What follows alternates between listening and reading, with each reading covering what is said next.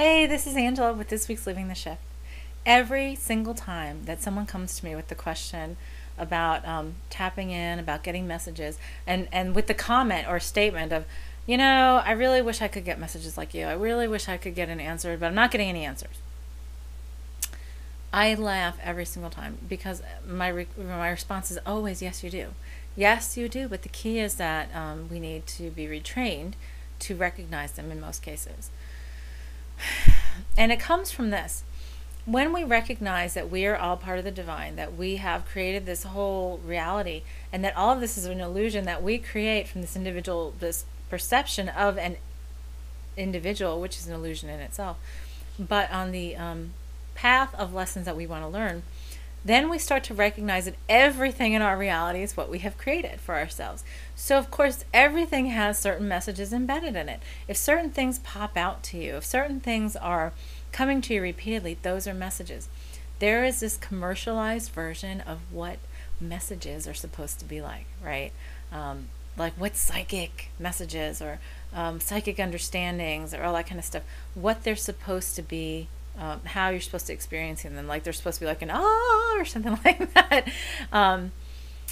But what's happened is we have become so busy, and we have put so much upon ourselves, and we have so much passing through our consciousness right now. And that's been part of this coming to resolution of all of it.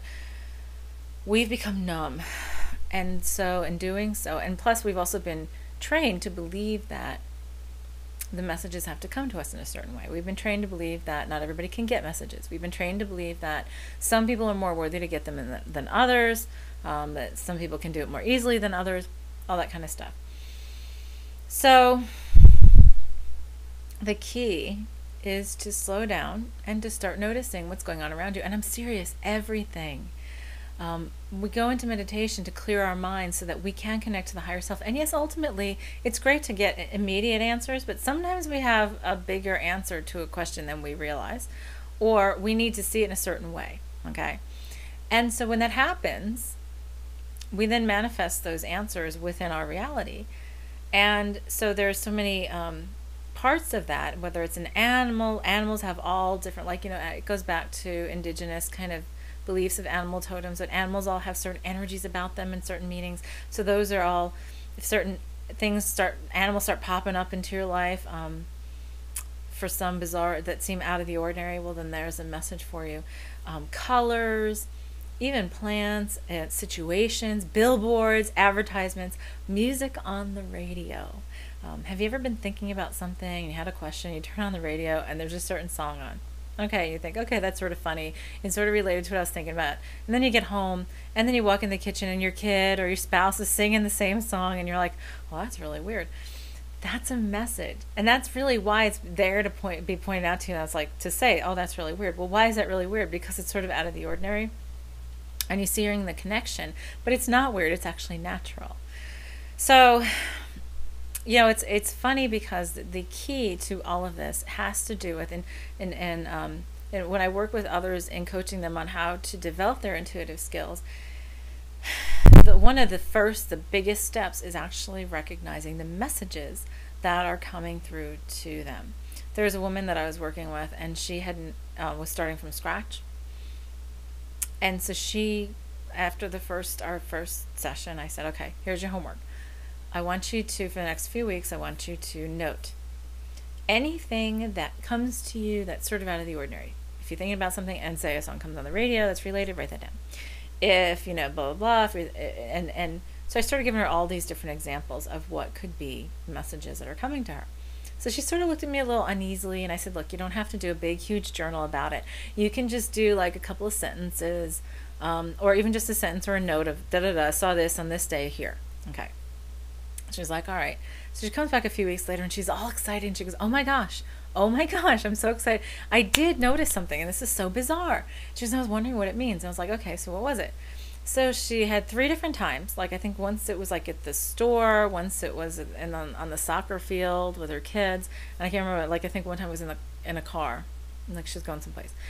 She said, I was just sort of sitting there, or I was just thinking about something, and I looked up, and just in my line of vision everything was red. Like there was a patch of red, like somebody was wearing red clothing, there was like red flowers in front of them, or a red car behind them, or a red sign, or something painted red.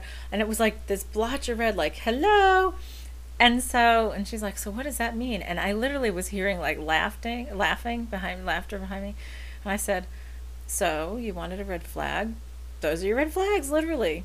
So she looks at me like, seriously? I'm like, okay.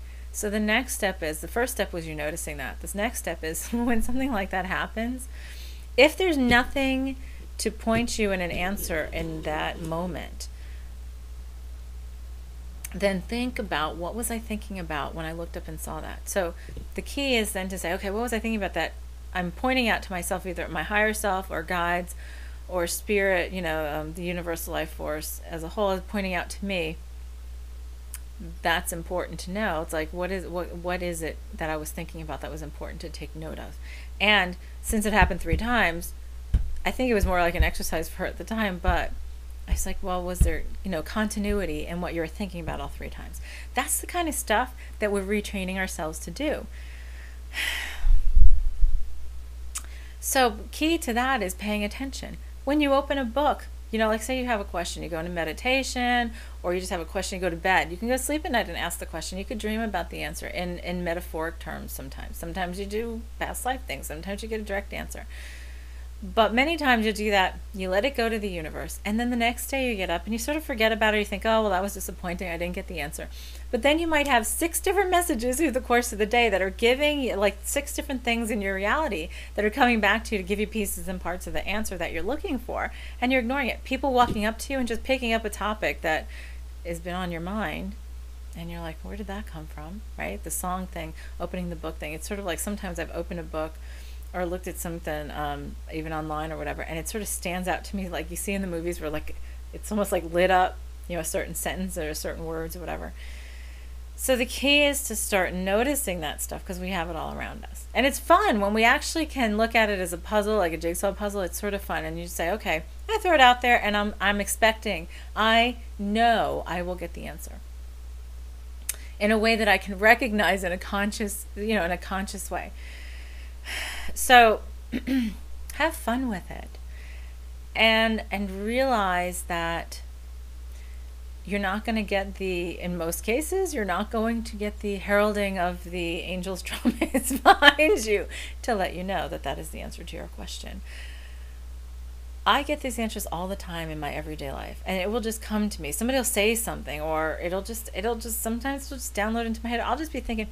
The key to quieting our minds and quieting our egos is to be able to discern if that answer does come through. And if we're not ready to do that, if we have not started doing the work to clear out that chatter in our heads, that's when we get a complete preponderance of messages in our reality.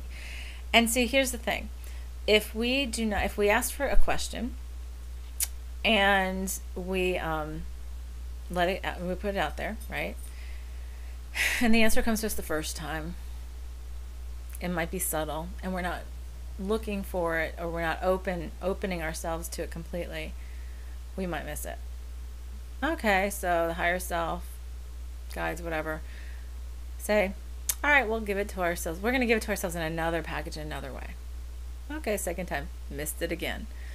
Third time, we're gonna have to be a little more blunt about it, so it's a little more of a blunt kind of thing, and it will continue to go on like that and get more and more severe until it is like a 2x4 upside the head. And what's the biggest 2x4 that we have is manifesting this stuff into our bodies in illness and sickness and injury. People don't realize, they go, oh, well, that just happened to me, like I just fell and this happened. Yeah, there's a reason, because you manifested that into your body to recognize something that's holding you up, that needs to be released, or something to point out to that's really important. I have somebody I'm working with who broke her shoulder, right? And she had been making like oodles of progress. She's been doing great and developing her skills and opening up. And right before the shoulder was broken, she started having these old issues come up with her family, with her kids who are adult kids. And then afterwards it really got exacerbated, and she just really went into this funk. So then she came to see me, and we were talking about this, and I was asking her about all the situations. I was guided to ask her about all the situations around that, her breaking her shoulder. And it turned out that she had an agreement that was still in place, an etheric binding agreement that was still in place, where she was required to take on the burden of blame for those in her family and friends, those around her. So she had had a number of situations in her life where she'd been blamed for stuff she didn't do. And she had actually done all the work, and this is what tripped her up, is she'd done all this work to clear out the feeling of taking on the blame, but she would still allow them to pile the blame on her instead of shrugging it off. Well, guess what happened? What happens when we get burdened down with that? We eventually break. So with her right shoulder, which, fascinating enough, it's what we call our projecting hand. It's what we give. We give from the right side. Traditionally, we give from the right side and receive in the left. Etherically. So it's her right shoulder. So what is it? She's giving them the shoulder to put the blame on, and giving them the shoulder to put the blame on, and giving them the shoulder to put the blame on. And guess what? She's not taking it on emotionally anymore because she's doing all that other clearing, but that agreement's in place, so she's still taking it on. Well, guess what happened? It broke. Literally, her shoulder broke. She broke her shoulder. And yes, it was a stupid thing. She said, oh, it was so stupid. I just tripped and fell and this and that. Right. But there was a reason that it was physically manifested into this world. So it was an unfortunate way to point out that she needed to clear that agreement, which she did. And then was able to start moving forward again. So the key is, let's not allow let's not allow that to get to such an extreme point that we then have to hurt ourselves or get ourselves sick. The key is to start paying attention, to being conscious of our surroundings, to be conscious of our conversations, to be present in the moment. And being present in the moment helps us really, truly get the messages that we're supposed to get. So these are all baby steps, and this is your homework for this week, is to go and to just start paying attention. And again, like I told that woman, and this isn't like extreme journaling or anything, it's just keep a little notepad with you. And if something comes up to you that is an interesting thought, or something that comes or stands out to you, a sign, a billboard, a song, a book, somebody's coming up to you, a topic of conversation, a color, then start just noting that, and seeing after like a week or two if you have a pattern. And if you do have a pattern, then see if you can see what the bigger picture is, because many times it's when you look at the pattern that you say, oh, okay, that makes a lot of sense.